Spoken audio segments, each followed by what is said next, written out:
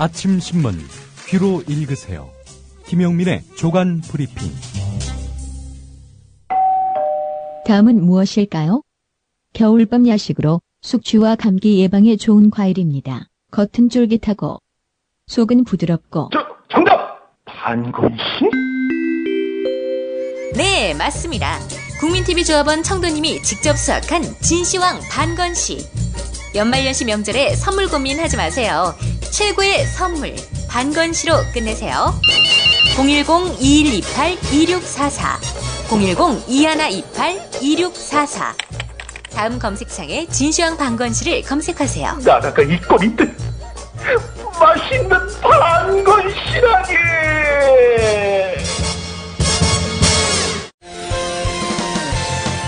학교폭력 예방 앱 스마트 보디가드.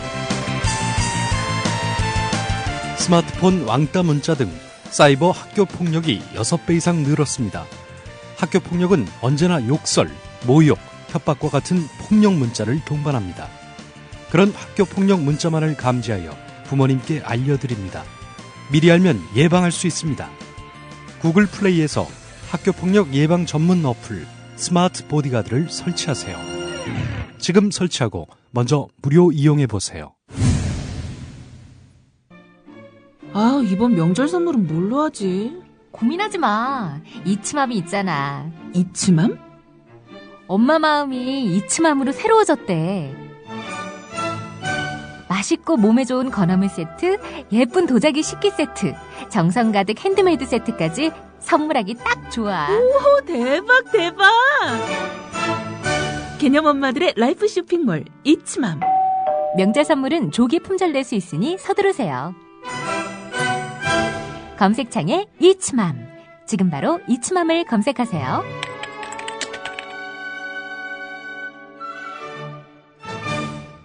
네, 오늘 아침 신문들은 어떤 뉴스에 주목하고 있는지 김용민 PD와 함께 살펴보는 김용민의 조간 브리핑 시간입니다. 김용민 PD 나와 계십니다. 안녕하세요. 네, 안녕하십니까. 네, 어떤 기사부터 볼까요?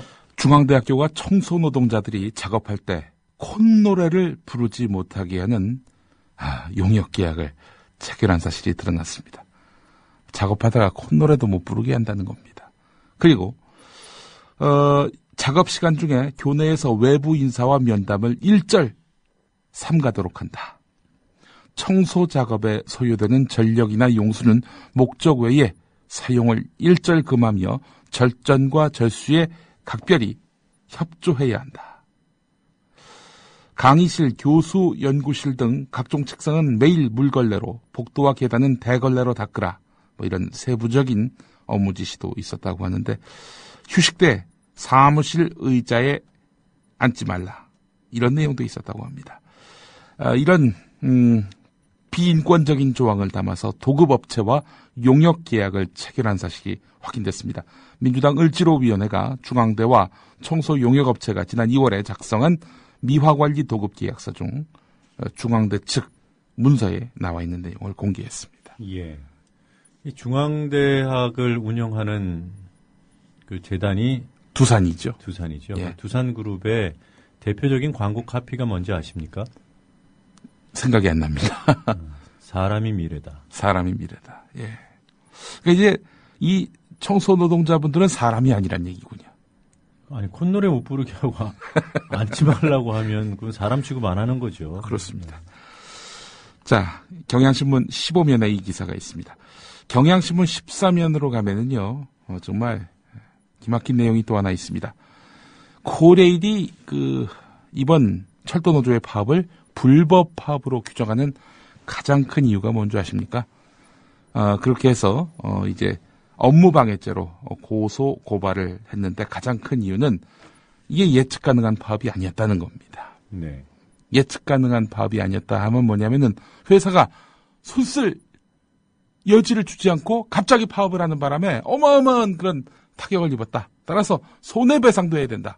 이게 바로 코레일의 주장입니다. 자, 그런 코레일이 말이죠. 철도노조의 파업 대응 시나리오까지 만들어 놓은 것으로 드러났습니다.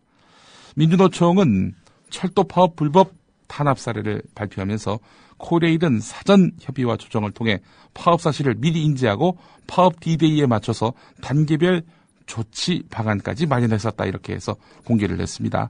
단계별 조치 사항을 보면은 파업 4일 전에는 동력차 대체 승무원을 인사 발령하고 3일 전에는 운행 중지 열차 승차권의 예약과 발매를 중지하고 승차권 반환 기준을 제시하고 역 안내문을 게시할 것, 그리고 이틀 전에는 여객본부 비상 수송 대책반을 운영하고, 그리고 하루 전에는 운행 중지 열차를 운행 중지 열차에 대해서 예약 또 발매했던 그런 고객에게 뭐 이런 안내문을 공지하는 뭐 그런 내용입니다. 자, 그렇다면은 이번 철도 파업에 대해서 코레일이 잘 준비를 했네요. 잘 준비했다면은 뭐 사전에 예측할 여지를 주지 않고 철도 노조가 일방적으로 파업했다. 손해배상해라. 이렇게 얘기할 여지가 없는 겁니다. 아니, 여기 지금 제목에 시나리오 만들었다라고 하니까 네. 약간 시나리오라는 예. 그 표현에 좀 부정적인 의미가 있잖아요. 예. 이건 당연히 해야 되는 대응이죠. 예. 노조가 파업한다고 하면 사측에서 그런 업무 어떤 누수가 없도록 예. 대응하는 그런 차원에서 시나리오라고 이해해 주시면 될 것 같고요. 네. 문제는 이렇게 만들어서 대응을 했으면 네. 업무방해죄로 고소하면 안 된다는 겁니다. 그렇습니다. 대법원에서 예. 업무방해죄가 되기 위해서는 예고 없이 파업을 했을 경우에 그리고 또 그로 인한 손해가 있을 때, 막대한 손해가 있을 때에만 예. 그 업무방해죄가 성립한다고 판결했기 때문에 예. 그에 따라서 업무방해죄를 고소해야죠. 네. 그 내용이 바로 2011년 3월에 대법원 전원합의체에서 나온 내용입니다. 그것도 철도노조 파업과 관련된 판결이었어요. 2006년 철도노조 파업이었죠. 네. 예. 그리고 그 이후에 2009년도 철도노조 파업에 대해서도 똑같은 논란이 있었는데 법원은 그 2011년 그 파업과 관련된 대법원 전원합의체 판결에 따라서 네. 업무방해죄 성립이 안 된다고 판결했습니다. 네.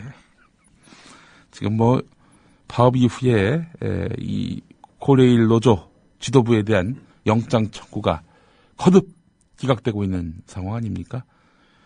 예, 이 코레일이 지금 이성을 잃었다 이렇게 봐도 무리 아닐 것 같습니다. 네, 그 철도 노조 측의 입장도 주목해 볼 만합니다. 예.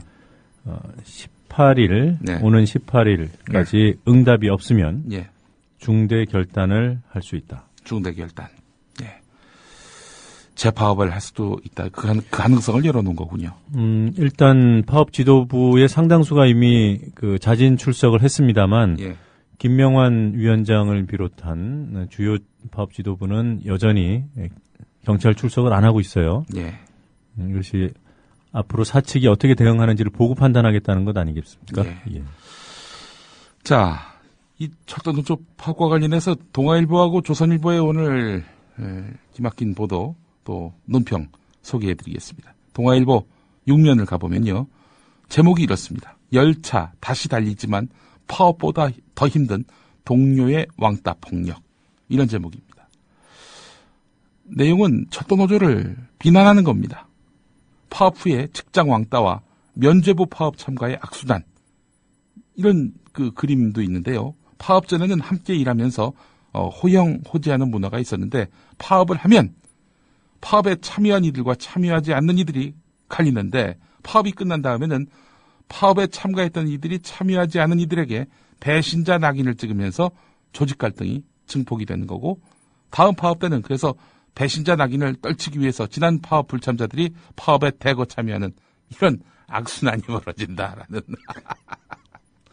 정말 아니 이게 기사가 된다는 것 자체 이해가 되십니까? 너무 기사가 안 돼서 소개해드릴 가치가 있다라고 판단을 해서 오늘 가져왔습니다. 사진이 있고요. 예. 사진 위에 사파를 그려놨습니다. 예. 참 이걸 보여드려야 되는데 이건 뭐 제 능력으로는 말로는 설명하기 어렵습니다. 예. 이건 뭐 만화도 이런 B급 만화가 있어요? 예. 동아일보 자체가 B급 신문을 이제 지향하는 모양인데 딴지일보가 긴장을 해야 될 것 같습니다. 뭐 잠깐 설명을 드리면 예. 파업 전을 묘사한 그림에는 세 사람이 어깨 동무하고 있습니다. 예. 파업 당시에는 예. 세 사람 중 두 사람은 투쟁을 외치고 있고 한 사람은 딴짓을 하고 있습니다. 네. 파업에 불참했다는 거죠. 예. 파업이 끝난 뒤 딴짓을 하고 있었던 사람을 향해서 손가락질을 합니다. 예. 이른바 동아일보가 얘기하는 왕따 폭력이죠. 네. 다음 파업 때 이렇게 왕따를 당했던 사람이 왕따를 더 이상 당하지 않기 위해서 함께 투쟁합니다. 네. 자, 이것이 왕따 폭력이라는 표현만 없으면 예. 용기가 없어서 예. 또는 어떤 개인적인 사정 때문에 파업에 참여하지 못했다가 동료들의 어떤 비판과 토론을 통해서 동참한다. 이렇게도 볼 수 있는 그런 그림이에요. 예. 저는 직장 내 그 왕따 문제와 관련해서 동아일보가 쌍용 자동차 해고 노동자들에 대해서 또 파업 참여 노동자들에 대해서 어떻게 했는지 어떤 식으로 보도를 했는지 봤는데 그런 내용이 없더군요. 뭐 잘 돌아가는 쌍용 자동차 뭐 이런 내용만 있습니다. 네. 국가와 그러니까 정부와 쌍용차 사측 그리고 남아있는 쌍용차 현재 노측 이들이 쌍용차 파업 투쟁 당시에 참여했던 그 노조원들 결국 대부분 해고됐죠. 그분들을 향해 벌였던 왕따 문제를 생각해 보면은 동아일보가 이런 기사를 내리면은 당시 그 쌍용차 해고자들의 고통도 균형 있게 다뤄줘야 B급 신문이 안 됩니다. 이런 보도 자체가 노동자들을 왕따시키는 사회로부터 네. 왕따시키는 폭력적인 보도라고 저는 판단합니다. 예. 결과적으로 이제 이런 그 노조의 위세를 꺾는 것이 지금 현재 집권하고 있는 보수 세력의 아주 그 근본적인 목적 아니겠습니까? 거기에 부합하려다 보니 뭐 하여간 이런 어처구니 없는 기사를 싣고 있는 것 같은데요. 조선일보 논평을 보겠습니다. 35면에 실린 사설인데요. 철도노조 간부에 대해서 지금 파업 이후에 1,000원 구속영장이 기각되지 않았습니까? 네. 그 사설 제목은 이렇습니다. 영장 청구 남발하니 무더기 기각 부를 수밖에. 이런 제목입니다. 이 조선일보가 웬일인가? 이 바른 설리를 하려나? 이제 봤는데요. 이런 내용이 사실은 핵심입니다. 우리 사회에서는 구속영장이 기각되면은 무죄, 발부되면 유죄 판정이라도 받은 것처럼 생각하는 경향이 많다. 검찰은 자기들이 영장을 무리해서 청구하는 바람에 영장 무더기 기각을 불러오고 있고 영장이 잇따라 기각되면서 마치 법원이 철도노조의 불법 파업에 면죄부를 준 것처럼 비치고 있는 현실을 제대로 봐야 한다. 이렇게 이야기하고 있습니다. 이걸 게임으로 보는 거예요. 그렇습니다. 맞습니다. 우리 편이 이겨야 되는데 왜 무리하게 공격을 해서 네. 저쪽에게 어떤 반박에 예. 또는 역공의 빌미를 주느냐 이거 아니겠습니까? 예. 영장 청구를 기각하면서 법원이 들었던 사유에 대해서 조선일보가 언론이라면 정확히 들여다봐야 되는 거예요. 그렇습니다. 업무방해죄를 적용한 것이 얼마나 무리한 것인지에 대해서 법원이 짚고 있거든요. 예. 그 부분은 보지 않고 이걸 왜 청구를 해서 기각당해서 망신을 당하도록 하느냐 이런 취지 아니겠습니까? 예, 그렇습니다. 사실은 영장 청구가 또 집행이 유죄라고 볼 수는 없는 거죠. 조선일보의 이런 주장은 또 맞습니다. 자, 그런데 이석기 의원 사건의 경우 압수수색 단계부터 유죄로 아예 그냥 못 박지 않았습니까? 이석기 의원에 대해서 조선일보가. 네. 예. 압수수색도요. 그게 유죄라는 거 아닙니다. 조선일보가 이 점은 또 인지하고 있을 거라고 생각을 해봅니다. 그렇게 이석기 의원 사건까지 안 가더라도 김하영 씨 사건만 봐도. 예. 그거죠. 편에 따라서 네. 판단이 달라지는 이중자 때 아니겠습니까? 예. 조선일보의 사시가 불편부당이라고 말씀을 드렸습니다. 어느 편에 서지 않고 어느 당에 서지 않는다. 이제 불편부당이 그런 뜻인데 유편유당인 것 같습니다. 유편유당의 조선일보. 예. 억지 같습니다. 우리 노동면 단장과 함께 있으면서 제가 이 언어유희 실력을 연마하고 있습니다. 자, 경향신문 오면 기사로 가보겠습니다. 철도에 이어서 의료 분야로 더 커지는 민영화 논란. 박근혜 대통령이 그 서비스 산업 육성의 일환으로 의료 규제 완화를 강력하게 추진하겠다는 의지를 거듭거듭 밝히고 있습니다. 자, 야당과 시민단체는 의료 민영화 전 단계다. 의료 공공성 훼손이라면서 강력하게 반발하고 있는데요. 지금 철도 민영화 논란이 채 가라앉기 전 아닙니까? 의료 민영화 문제까지 추가되면서 민영화 논쟁이 연초 전국을 흔드는 대형 이슈로 커지고 있다는 겁니다. 민주당은 즉각 규제 완화로 포장한 의료 민영화다 이렇게 규정하면서 즉각적인 철회를 요구했습니다. 이에 대해서 정부는 그 의료 산업을 이렇게 말하자면 규제를 풀어주면 일자리 창출과 성장 동력이 된다. 이렇게 이야기했고요. 정부도 그 규제 완화를 이야기하는 거지 비영리 법인의 축을 깨는 그런 민영화를 하겠다는 것이 아니다. 이렇게 말을 하고 있는데 이걸 믿어줄 사람이 몇이나 있을지 모르겠습니다. 그 병원이 자회사를 만들어가지고 영리를 추구할 수 있도록 하는 것. 이게 바로 지금 정부가 말하는 규제 완화의 그 대표적인 정책 아니겠습니까? 네. 자, 그렇게 되면 결국 의사는 이거 좋은 제품인데 이거 쓰시면 어떨까? 자회사 제품을 홍보하고 환자에게 강매하고 그렇다면 환자는 또 의료비 부담이 커지고 이게 의료 민영화로 가는 전 단계라고 볼 수밖에 없다는 겁니다. 자, 그렇게 되면은 이거 병원 하면은 돈 버네. 온갖 자본가들이 또 병원 사업에 뛰어들게 될 것이고요. 그러면서 규제 완화가 더 심화가 되면은 그때는 비로소 의료 민영화가 된다는 그런 우려를 지금 시민들이 하고 있는 거 아니겠습니까? 자회사 설립하는 순간 저는 민영화라고 봐요. 네. 영리를 추구하게 되는 그 순간이 민영화죠. 네. 기존에 있던 법인이 아닌 새로운 법인이 들어오는 것이 그것만 민영화라고 보는 것은 저는 협소한 시각이라고 보고 네. 현재 운영하는 주체의 성격이 바뀌는 것 자체가 민영화라고 생각합니다. 네. 돈을 벌 수 있게 해준다는 것 자체가 비영리를 법에서 규정하고 있는데 그것을 깨는 거 아니겠습니까? 예, 그렇습니다. 그게 민영화고 영리하지 그게 어려운 개념입니까? 예. 자, 그런데 동아일보는 말이죠. 가스, 전기료 체계 개혁 이게 추진력을 잃었다라고 얘기합니다. 동아일보가 말하는 가스, 전기료 체계 개혁은 무엇일까요? 내용을 구체적으로 보게 되면은 가스, 전기료 이거 영리화하자. 이걸 규제를 풀어가지고 판매하기 좋게 만들자. 이겁니다. 자, 그런데 지금 야당과 노동계가 민영화의 시작이라면서 가스 민영화의 시작이다. 전기 민영화의 시작이다. 라면서 반발하는 바람에 무산되고 있다. 게다가 또 이 상수도 경쟁체제 구축도 지금 지지부진한 상태다. 이렇게 이야기하고 있습니다. 수도 민영화와 관련한 우려에 대해서 이 상수도 경쟁체제 구축이라고 이렇게 미화를 하는군요. 자, 동아일보 얘기는 이렇습니다. 지금 공공요금이 줄 인상될 가능성이 높은데 이렇게 가스 전기료 체계를 개혁하고 또 상수도 경쟁체제를 도입하고 이러면은 당연히 경쟁체제가 되면은 요금이 낮아지게 될 것이고 그럼 결국 국민들에게 이익인데 지금 실체도 없는 괴담에 가까운 민영화 시비에 지금 휘말려가지고 정부가 할 일을 못하고 있다. 밀고 가라. 이런 얘기를 지금 동아일보가 하고 있는 겁니다. 한심하죠? 네, 그렇습니다. 네. 어제 조상훈 사무국장이 아주 재밌는 비유를 하시더군요. 하라는 공공, 국유화. 이거는 어떻게 국사교과서에 대해서는 하고, 하라는 민영화, 경쟁체제. 이 말하자면 거민정 교과서 말하는 거 아니겠습니까? 네. 그거는 또 안 하려고 하고.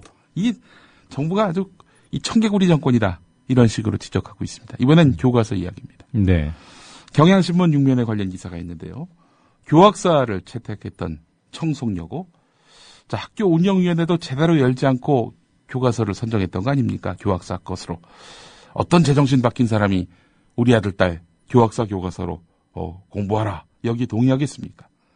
그래서 학부형이었던 학교 운영위원장이 강력하게 항의하면서 학교 운영위원회도 열지 않고 이렇게 청송여고가 멋대로 교학사, 한국사 교과서를 채택한 사실이 드러났습니다. 자, 그래서 결국에는 이 교학사 교과서를 채택한 청송여고가 교과서 재선정 여부를 원점에서 재검토하기로 했습니다. 네. 자, 그런데 청송군 농민회, 전교조 경북지부, 정신대 할머니와 함께하는 시민모임 등 시민사회 관계자들이 이렇게 청송여고를 방문을 했는데요. 이들 단체가 밝힌 내용을 보면 이렇습니다. 학교 측이 학교 운영위원회를 열지 않았으면서도 교육청에는 지난달 19일 소집 통보를 하고 다음날 운영위원회를 열어서 교과서 채택을 심의한 것으로 허위 보고했고 당연히 회의록도 허위로 작성했다. 이렇게 밝혔습니다. 자, 이에 대해서 교장은 뭐라고 했느냐. 학교 운영위원회는 별도로 안 열었지만 일부 운영위원회 동의는 받았다. 아니 운영위원회를 열어야죠. 열어서 거기서 동의를 받든 부결이 되든 해야 되는 건데 열지 않고 일부 운영위원회 동의를 받았다? 일부 운영위원회에 전화 걸어가지고 동의받으면은 그럼 그게 학교 운영위원회입니까? 그거 아니죠. 말이 안 되는 얘기를 하고 있습니다. 교육부가 감사까지 했다는데 이런 걸 못 잡아냈어요? 글쎄요. 교육부는 이 부분에 대해서 아무런 언급이 없습니다. 어제 밝힌 내용은 뭐냐면은 교과서 채택 결정을 변경한 학교 가운데 일부에서 외부에 부당한 압력이 있었다. 이것만 밝혔습니다. 이게 무슨 얘기입니까? 교학사 교과서를 채택한 학교가 있는데 그 학교가 교학사 교과서를 포기했단 말이죠. 이 과정에서 외부에 부당한 압력이 있었다. 이렇게만 밝혔습니다. 자, 이 교과서 선정 과정에서 이걸 반대하는 사람들이 주로 누구였습니까? 교사, 학부모, 학생이었습니다. 네. 만약에 전교조가 반대했다. 아니, 전교조가 반대한다고 이 정권이 뭐 눈 하나 깜짝합니까? 교육의 실제적 소비자인 학생, 학부모가 반발하고 있으니 학교로서도 두 손 두 발을 들 수밖에 없는 거 아닙니까? 네. 근데 이걸 마치 무슨 전교조 같은 좌파단체라는 말에 동의하기 어렵습니다만은 어쨌든 자기들 표현으로 좌파단체의 압박에 의해서 결국 두 손 두 발 들었다? 말이 안 되는 거죠. 자, 관련해서 한국일보가 사면에 분석 기사를 이렇게 실었는데 사실 교학사 교과서 이 600건이 넘는 최종 수정이 됐는데도 불구하고 600건이 넘는 오류가 발견된 교학사 교과서 이걸 누가 선정하겠습니까? 어느 제정신 박힌 역사교사가 그를 찬동하겠습니까? 이건 말하자면은 누군가의 압력 때문에 결과적으로 교학사 교과서가 이렇게 선정됐을 가능성이 높다는 이야기입니다. 이 과정에서 재단 또 학교장 이 사람들이 개입했다는 의혹이 여러 군데서 제기됐습니다. 이들의 개입은 모른 채 하고 교육부가 편파적으로 이런 뭐 좌파단체 이런 좌파 시민단체들이 압박을 넣어가지고 기왕에 선정된 교학사 교과서를 철회하게 됐다. 이렇게 지금 교육부는 이야기하고 있는 겁니다. 교육부의 어떻게 보면 좀 엉뚱했던 특별감사, 1박 2일 일정으로 진행됐던 그 아주 초단기 특별조사의 실질적인 목적이 무엇이었다고 보십니까? 이건 뭐 아무래도 교학사 교과서 지키기 아니겠습니까? 네. 근데 지켜질까요? 이렇게 해가지고. 일단 지켜지려면 정부가 그야말로 신뢰를 얻어야 되는데 신뢰를 얻고 있는 정부냐? 이거에 대해서는 우리 청취자 여러분들께 그 판단의 몫을 넘겨드리겠습니다. 네. 이 특별조사를 실시하겠다고 했을 때 불과 2-3개의 학교가 선정해놓고 채택 철회 여부를 검토하는 중이었거든요. 네. 그거라도 지키고 싶었던 거죠. 제가 볼 때는 그 막판 그야말로 원포인트 그 지원 사격이었던 것 같아요. 정말 아주 끝까지 애프터 서비스까지 하는 우리 교육부입니다. 그래서 교육부는 교학사 육성부 정도로 이해되지 않을까. 교학사 육성부. 알겠습니다. 자, 간단하게 기사 짚어보겠습니다. 조선일보 일면 보면은 통일헌법을 만든다. 이런 제목의 기사가 있습니다. 지금 통일의 상대 주체가 누굽니까? 북한 아닙니까? 북한과의 관계 개선은 전혀 안 하고 통일헌법부터 만든다. 누가 보기에는 김치국부터 마신다라는 생각을 가질 수밖에 없는데 이건 결국 현 정부가 통일의 방안으로 흡수통일을 구상하고 있는 거 아니겠는가 이렇게 볼 수 있는 단면입니다. 중앙일보는 장성택 부인 김경희가 사실상 식물인간 상태로 파리에서 뇌수술 후유증으로 인해서 식물인간이 됐다라고 미국 정보당국자의 말을 빌려서 보도했습니다. 죽었다는 조선일보 보도. 이건 좀 오보가 돼가고 있는 흐름입니다. 국민일보를 보면요. 한기총 아시죠? 한국기독교총연합회가 한기총에 대해서 비판적인 보도를 냈던 CBS에 대해서 방송 중지를 정부에다가 건의하기로 했다는 그런 참 기가 막힌 소식입니다. 기독교 방송 취지에 맞지 않는 목회자 비방을 일삼았다는 이유로 정부에다가 방송 중지를 건의하기로 했다 하는데 국민일보조차도 무리수다 이렇게 평가하고 있습니다. 네. 국민일보 기사 또 하나 보면은 새누리당 김성태 서울시당 위원장, 새누리당 의원이죠. 김성태 의원이 손석희 JTBC 보도 담당 사장을 만났다고 합니다. 6.4 지방선거 서울시장 후보로 영입하기 위한 그런 목적이 아니었겠는가 하는 그런 생각이 드는데 손석희 사장이 이런 거에 응하겠습니까? 뭐 양식이 있다면 응하지 않을 것이라는 생각이 들면서 또 한편으로 보면은 새누리당 진짜 사람이 없구나 이런 생각을 해보게 됐습니다. 네. 여기까지 하겠습니다. 네, 잘 들었습니다. 고맙습니다.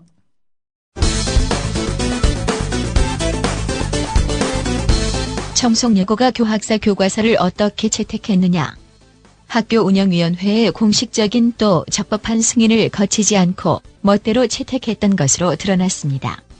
학교 운영위원장이 주장했고 학교도 시인했습니다. 자, 그런데 어제 주요 TV 방송 어떻게 보도했을까요? 이 사실을 보도한 TV 방송은 딱 두 군데. 우선 연합뉴스TV. 사실 보도를 했으나 단신 처리했습니다. 교학사의 한국사 교과서를 채택한 경북 청송여고가 선정 과정에서 학교 운영위원회를 거치지 않은 것으로 드러나서 원점에서 재검토하기로 했습니다. 그리고 TV조선. 그러나 리포트 중 한 줄이었습니다. 항의 과정에서 학교 측이 교과서를 선정하면서 학교 운영위원회를 거치지 않아 절차상 문제가 있었던 것으로 드러났습니다. 이제부터는 사실관계를 흐린 기사들. 우선 YTN. 한쪽의 일방적인 주장으로 묘사했습니다. 이들은 학교 측이 교과서를 채택하면서 정당한 절차를 거치지 않았다고 주장했습니다. 선정 과정에서 반드시 열도록 돼 있는 학교 운영위원회가 열리지 않았다는 겁니다. 학교 측은 교과서 선정과 관련해 외부의 압력에 굴하지 않겠다는 기존 입장을 고수했습니다. 이번엔 KBS. 이것을 논란으로 치부합니다. 이런 가운데 교학사 교과서를 채택한 경북 청송여고가 교과서 선정 당시 학교운영위원회를 열지 않았다는 논란이 제기되면서 채택 여부를 다시 논의에 붙이기로 했습니다. TV조선과 채널A에는 학교운영위원회를 거치지 않은 사실은 줄이거나 외면하고 외부 압력에 학교가 굴복했다는 논평은 강조합니다. 전국 2,300여 개 고등학교 가운데 유일하게 한국사 교과서로 교학사를 채택했던 경북 청송여고도 도저히 못 버티겠나 봅니다. 원점에서 재검토하겠다고 밝혔습니다. 끝까지 버티던 경상북도의 청송여고마저 집요한 외부 압박에 시달리다가 채택 재검토로 돌아섰습니다. 누가 유사 보도를 하는 걸까요?